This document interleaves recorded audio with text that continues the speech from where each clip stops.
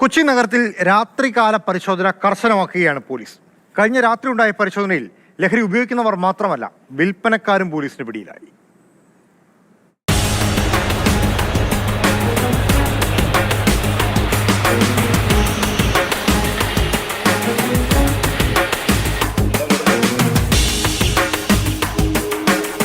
Kochi city police കമ്മീഷണറുടെ നേതൃത്വത്തിലാണ് കഴിഞ്ഞ രാത്രി കൊച്ചി നഗരത്തെ പരിശോധനയ്ക്ക് പാത്രമാക്കിയത്.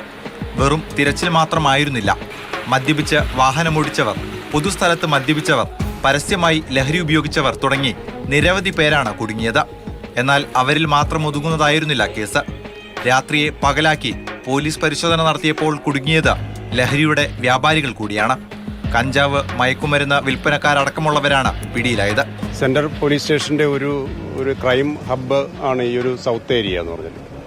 ഈ സൗത്ത് ഏരിയയിൽ നിന്ന് ഹർട്ട് കേസുകളും അതുപോലെ തന്നെ മോഷണ കേസുകൾ, പിടിച്ചുപറി ഇങ്ങനെയുള്ള കേസുകൾ റിപ്പോർട്ട് ചെയ്യുന്ന ഒരു സ്ഥലമാണ്. മദ്യപിച്ച് സ്വയം ലക്കേട്ട് യാത്രക്കാർക്ക് ബുദ്ധിമുട്ടുണ്ടാക്കുന്ന ധാരാളം ആൾക്കാരും കൂടുന്ന ഒരു സ്ഥലമാണ് ഈ ഒരു സൗത്ത് റെയിൽവേ സ്റ്റേഷൻ ഏരിയ. അവരെ നിയന്ത്രിക്കുന്നതിനും അതുപോലെ NDPS കേസുകൾ ധാരാളം റിപ്പോർട്ട് ചെയ്യപ്പെടുന്ന ഒരു സ്ഥലം കൂടിയാണ് ഈ ഒരു സൗത്ത് ഏരിയ. അതിൻ്റെ ഭാഗമായിട്ടാണ് കമ്മീഷണറുടെ നിർദ്ദേശപ്രകാരം ഒരു സ്പെഷ്യൽ കോമ്പിംഗ് ഓപ്പറേഷൻ എന്നൊരു 100 പോലീസുകാരാണ് 5 CAമാരുടെ നേതൃത്വത്തിൽ 5 പോയിന്റുകളിലാണ് ഇതുപോലെയുള്ള കോമ്പിംഗ് ഓപ്പറേഷൻ നടക്കുന്നത്. നഗരത്തിൽ ലഹരി ഉപയോഗവും മോഷണവും വർദ്ധിച്ചു വരുന്നുവെന്നാണ് പോലീസ് കണ്ടെത്തൽ. ഈ പശ്ചാത്തലത്തിൽ കൂടിയായിരുന്നു പരിശോധന. ഇതാദ്യമായിട്ടല്ല, പക്ഷേ നിർണായകമായ പല വിവരങ്ങളും ലഭിക്കുന്നതും പ്രതികൾ പിടിയിലാകുന്നതും ഇത്തരം മിന്നൽ പരിശോധനയിലാണ്.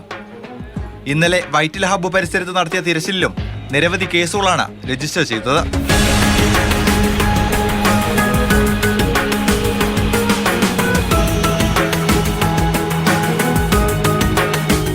മാതൃഭൂമി ന്യൂസ്, കൊച്ചി.